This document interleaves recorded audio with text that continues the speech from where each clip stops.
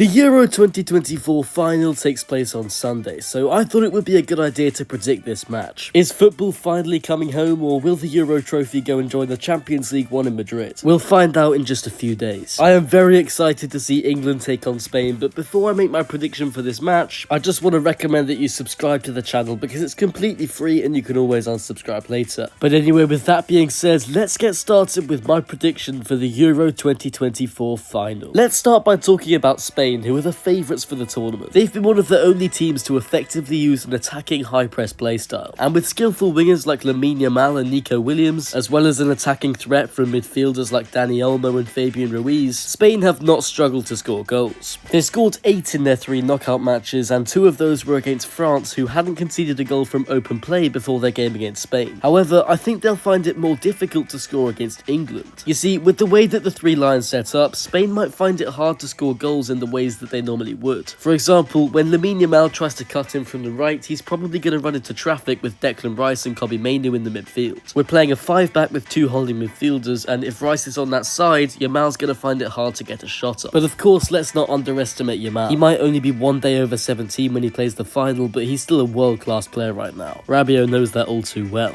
As for Nico Williams, he might find it difficult to get past Kyle Walker. He isn't at his best right now, but he still has pace and strength, which are very useful for playing against a player like Williams, who likes to take defenders on. And while I think Spain will dominate the midfield, they're not going to find much room on the edge of the box to take shots. Also, England are going to be playing 3 central defenders, so it might be quite difficult for Morata to get in on goal. So if they play well enough, I think England can hold Spain off, but it's still a difficult task. I'm worried that England will just sit deep and Spain will just attack us until they score. I also think Yamal will be able to beat Trippier or Shaw and maybe run to the touchline. He's not really that kind of winger, he prefers to have a shot or cross it in early, but against this England team, it might be best for him to just run at the fullback. I also think England will struggle to transition from defence to attack. Spain have Rodri, who's extremely good at regaining possession when the other team try to go forwards. He controls that gap just in front of the back line, and I feel like he might be able to cut off Harry Kane. I think a lot depends on how well Foden and Bellingham are going to play. They need to be able to get themselves on the ball and make the right decisions going forward. And this sort of thing has been a problem for England previously in the tournament. In the second half against Serbia, England struggled to get out of their own half, and a similar thing happened against Denmark. To be honest, I think our biggest threat comes from Bukayo Saka. He's the kind of player who will run at Cucurella and find some space to have a shot. Saka is a world-class winger, and I have a feeling he'll create something for England. So here's my prediction. Spain are going to put on the pressure early, and England are going to be stuck in their own half, and the Spaniards will find a way to score somehow. I think after maybe 20 minutes or half an hour, Spain will have a 1-0 lead. However, England will grow into the game and have a couple of chances. I have a feeling Saka will have a big impact. He's either going to score or maybe win a penalty for Kane or something like that, and it's going to be 1-1 at half-time. In the second half, I think Spain will be even more dominant. Knowing Southgate, I expect England to be a little bit cautious, and with Rodri controlling the game and making sure England don't get out of their own half, I can see Spain putting on a lot of pressure. Harry Kane might become a bit isolated. Spain will keep possession with Olmo, Williams, Yamal and Ruiz. Carvajal and Cucurella might get involved as well, but I don't think they'll be able to score in their little spell of dominance. And midway through the second half, England will make changes. I really hope that Southgate brings Watkins and Palmer on again. They were really good against the Netherlands and provided some much needed energy. Watkins will make run after run, unlike Harry Kane, and I think he will be able to get more of the ball. With these 2 on the pitch, England will have more chances, particularly on the counter-attack, and we've seen the kind of damage Watkins can do with any kind of goal-scoring opportunity. But let's not forget that Spain and De La Fuente have proven that they can deal with any kind of situation time and time again, and I think tactically Spain are the better team. They're more intelligent with the ball and they make the right decisions. But with that being said, I do still think that England can hold out until full time. The match is going to end 1-1 and it'll go to extra time. I think the first half of extra time will be quite nervy because neither team wants to concede, but in the second half I think they will both go for it. When they're 15 minutes away from a Euro penalty shootout, form goes out the window. It's going to be end-to-end stuff. The quality players are going to show their quality, and I could definitely see Bellingham or Saka or Rodri producing a moment of magic. We've seen this happen before, and there are big game players who can produce big moments on both teams. However, after a thrilling 15 minutes, I think it will still go to penalties. Now, of course, after their penalty shootout victory against Switzerland, where they scored 5 penalties and Pickford saved 1, England are going to be the favourites here. But Spain haven't had to go to a penalty shootout yet, and they have some experienced players who can handle the pressure. I think England do have better penalty takers though. I think Bellingham will score 1, he's a big game player. Palmer and Tony will likely score. Saka will probably score as well, and if Trent's on the pitch, he'll probably take one. But let's remember there's going to be so much more pressure in the Euro final, and and it's very difficult to predict a penalty shootout. Remember when Portugal beat Slovenia 3-0 on penalties, scoring all three and with Costa saving all three? In the following game though, Portugal lost to France on penalties. So far, both teams have got to the final because they've proven that they can handle high pressure situations. Spain went to extra time against Germany and still came out on top. Scoring during extra time, that's definitely a possibility here as well. But England, who have underperformed for most of the tournament, have still managed to get through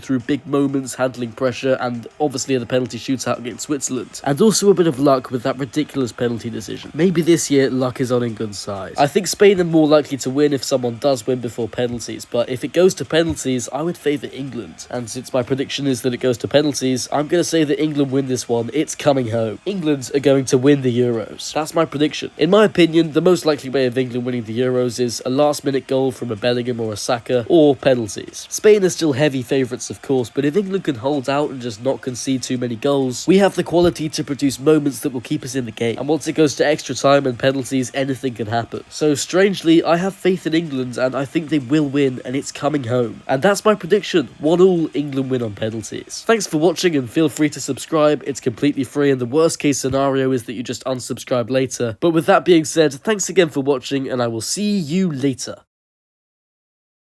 It's coming home, and if it doesn't come home this weekend, it'll come home in 2028 on home soil. It's coming home.